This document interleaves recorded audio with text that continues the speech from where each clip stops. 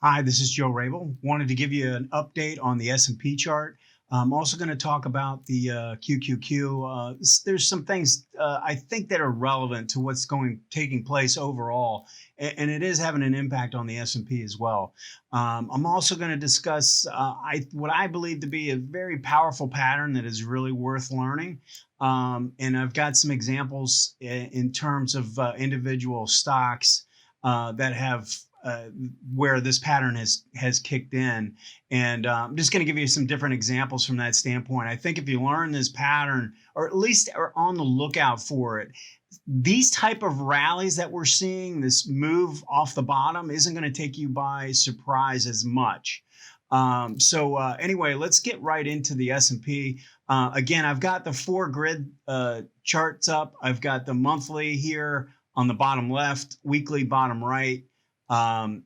Daily is in the upper right hand corner and the hourly in the upper left. So we start with the monthly chart. Really, the monthly and the weekly, there's been really little change since the last time. Actually, the last couple times, we've made a pretty strong move off the low after breaking the low from 2018, and we're back up right around this 50% retracement, and we continue to hover around this level. And as I've said, the longer we go without turning down from here, the more I'm going to kind of feel like that, we're going to either continue to push higher or on the decline, it's not going to be as decisive to the downside as people might think. So, it's all about if it hovers here for another week or another couple days to a week or whatever, I think you have to start planning for maybe a push up towards 3,000. But we're in a critical point right now. And if we go to the daily chart, the last time we did this update, the S&P, I said, might break its trend line, which I had drawn in, but it could end up holding the 18 on the first pullback, on the first move down, and then rally back up. And that's kind of where we are right now. So I've actually defined this or framed this out on the hourly chart. We have the uptrend line, which was broken, and then looking for a rally back up. And I would look at it this way, and this is kind of how I frame a stock out or any kind of a market in any time frame that's doing this. If you break the trend line and then you rally back up, you want to put a horizontal line at the highs and a horizontal line at this last bottom, the low that was made before it rallied.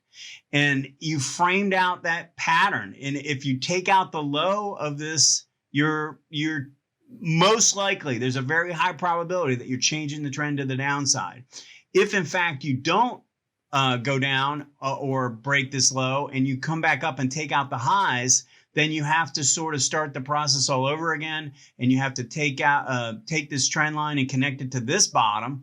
And so that changes this. So this is what it would do. If we go to a new high, you're going to change the trend line like this. So for now, we keep it here. And, I'm not talking about taking it out by a couple pennies. I mean, a legitimate takeout of the highs, like with a little bit of follow through. And I think if you have that, I would view that as obviously a bullish sign, probably headed to 3,000 if that happens. And then we'll see what happens there. I mean, resistance is going to be pretty big as we move up. And I think there's a point, and I've been mentioning this a few times over the course of the last month. I think that probabilities are there that we could end up forming more of a trading range rather than doing some kind of a crazy big move to the downside or some crazy huge move to the upside. I would actually say, it's probably a higher probability that, the range could be a little bit bigger. Maybe it gets up to 3,000.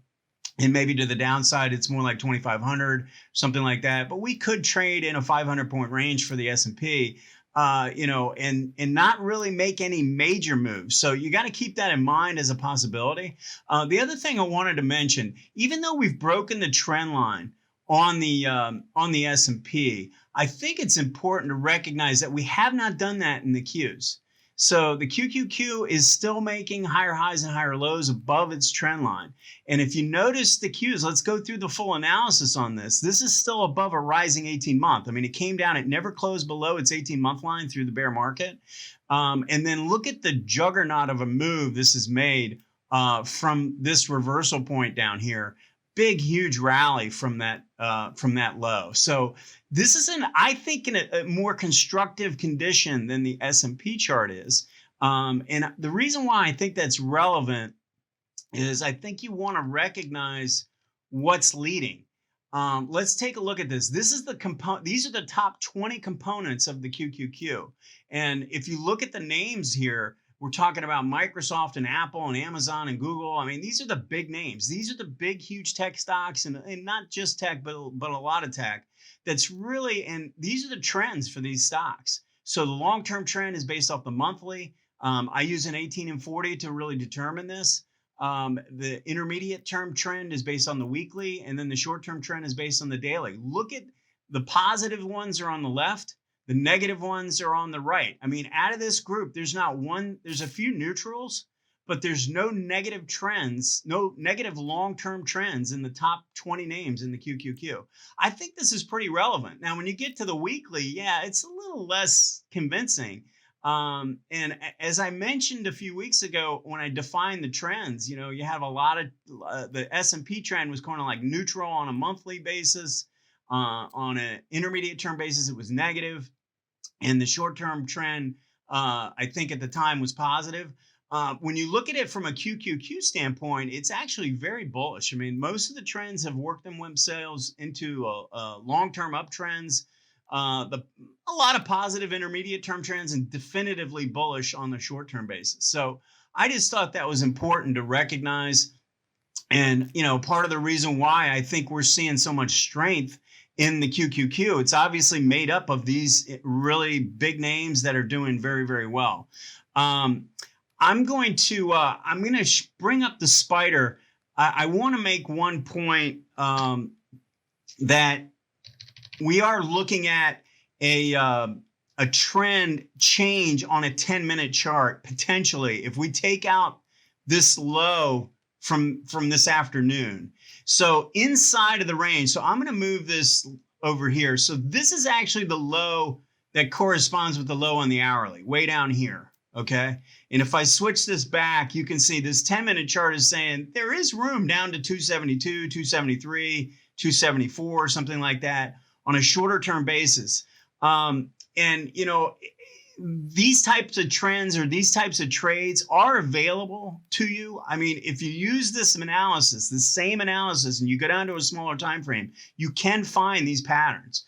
So I wanted to make that point because I do think it's important. But I think from a bigger picture standpoint, I don't think we do anything meaningful unless we take out this low down here on an hourly chart. And that would kind of correspond with the daily probably breaking the 18, and the weekly taking out the low of the last 2 weeks, essentially. So that's where I'm really kind of watching. I think that's really where the critical point is. The thing that's missing for me is we had this spike in the red DI, but when it came back down, I mean, when it rallied up, the DI line just came right back down.